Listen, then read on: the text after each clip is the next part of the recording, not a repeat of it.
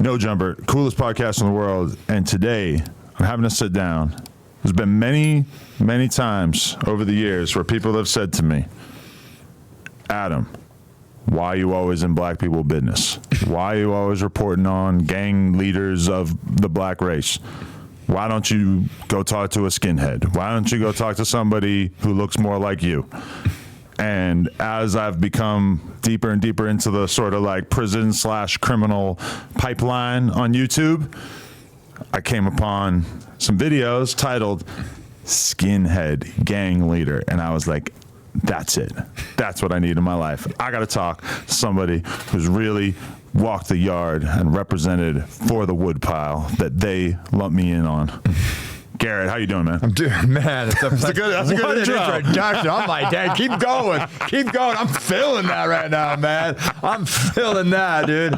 And and a lot of times I get that introduction of something like that, man. I'm gonna tell you, when you're 290 pounds and you're 6'7" and you're sitting there in a level 4, level 3, level 2 level prison, and I'm saying that everybody's just like, that's the guy. Right. That's the guy, And I never really had a I don't like the title, because titles are something that can be taken, and so it was just like that. I was the biggest dude there, bigger than cops, bigger than COs, just humongous, man. And I think that gave me a lot of leeway, and stuff. And plus I grew up in the system, and so it just sort of gave me I got that experience of working. I was like the right hand of lots and lots and lots of guys, man. And, because I'm very fascinated by the idea of you kind of showing up on the yard and just kind of being like, all right, I'm running this shit. At least for our guys, I'm in charge here. When I heard you say that, I was super fascinated just by having that kind of aura about you. Yeah. And it is fascinating too. I remember when I interviewed Big U, who's the founder of Rolling 60 Crips. He basically I realized at a certain point through talking to him that he was the dude in the streets, particularly in an era where being a big was a huge, it was kind of before everybody started shooting each other. He was the one who was just knocking fuckers out at the roller rink and shit. Yeah. So that kind of led to him having this role that he still realistically kind of occupies today, where his voice has a ton of presence. A lot of people listen to everything like that. And it's in certain worlds, just being the biggest is really going to kind of lend you to that people role. Listen to you. Yeah. People they respect you. They look at you. They it could be a whole bunch of guys running around and they're all going, and problems coming up, and they're going to look at the big guy, and because he's a threat. I don't know. I don't know why,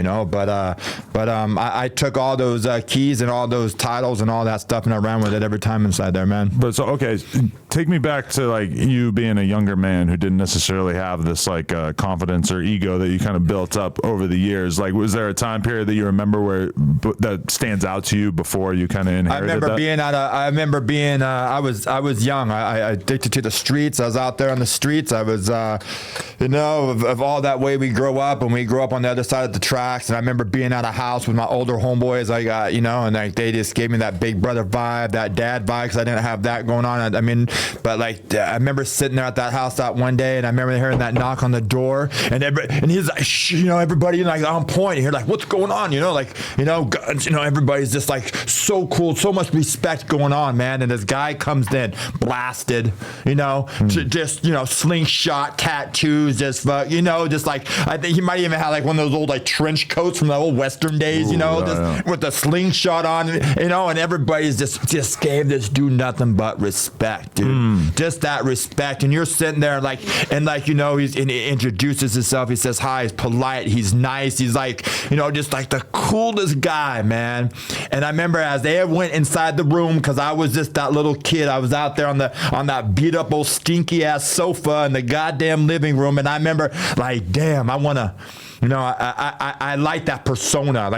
That's what captured my eye, man. And then that was the because there's so many times where it's hard for grown people and women to necessarily relate to the mentality of a young dude who really ain't shit and is looking for an identity, who's faced with seeing somebody who has a lot of respect as a result of them being willing to do crazy shit. And it's like a lot of times I feel like people don't get that, and I'll catch myself. I'll be watching some of these like gang documentaries, and I'm having a hard time wrapping my head around like, how is this kid 17 and he's like driven over to his neighborhood opposition area and shot 8 people over the course of the last year or two. Like, that's hard for me to wrap my head around.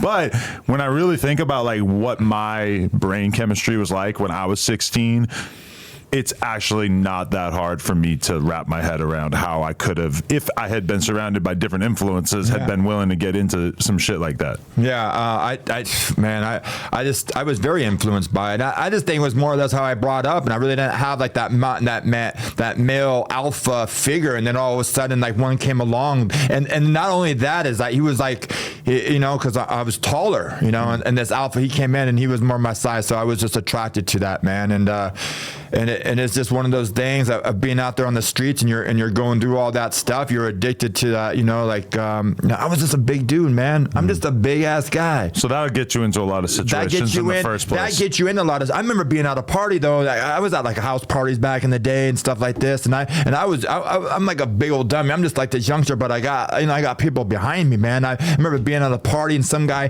getting at me foul, and I remember like my homeboy, he's like, nah, go ahead and sit down. And I'm squaring up in the living room of this house, and this guy's like, my partner, man, is like, hey, man, I'll take this fight. But were you addicted to the feeling of people being scared of you? I really didn't know about that fear that I was putting in people, man. Like I remember being being young and in YA and being a little skittish and scared, but then getting in the county jail like at the age of 18, and I remember like some big guy, it's like pressing up on me, and I know I felt like persuaded, and then he hits you with one of those, oh, I'm just with you, and so and I didn't like that. I didn't like the maybe I was just that bigger guy sticking up for those guys. I couldn't stick up for themselves because I seen the way it worked in the system, and maybe out there in the streets when you get these guys and what they're doing is they're taking advantage of the weak, and they're coming in there and they're like peeling them for their money, their racks, their rep, any car, like all this stuff, man, and and I didn't like that, so I felt like, man, I'm gonna stick up, for these little guys, and I'd be like, no, you're not, you're not doing that to this guy, because guy come in, he got all of a sudden got a neck tattoo and and nothing else. He's been to jail one time, and then he's